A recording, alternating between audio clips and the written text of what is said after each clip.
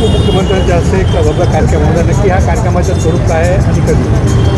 कल्याण लोकसभेचे लाडके खासदार सन्माननीय श्रीकांतजी शिंदे साहेबांच्या अथक प्रयत्नाने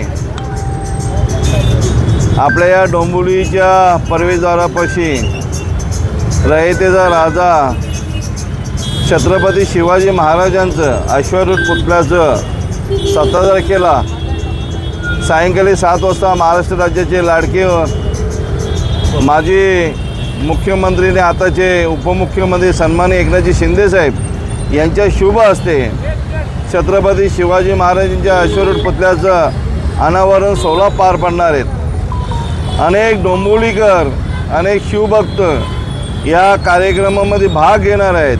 मोठ्या संख्येने लोक उपस्थित राहणार आहेत, कारण डोंबिवलीमधील एक आनंदाचा क्षण माझ्या राजाचं, ज्यांनी रयतेचं राज्य चांगलं केलं, ज्यांनी हिंदुत्वाची धुरा वाहिली, असे छत्रपती शिवाजी महाराजांचा या डोंबिवलीच्या प्रवेशद्वारापाशी सोमवारी सायंकाळी 7 वाजता साहेबांच्या हस्ते अनावरण होणार आहे।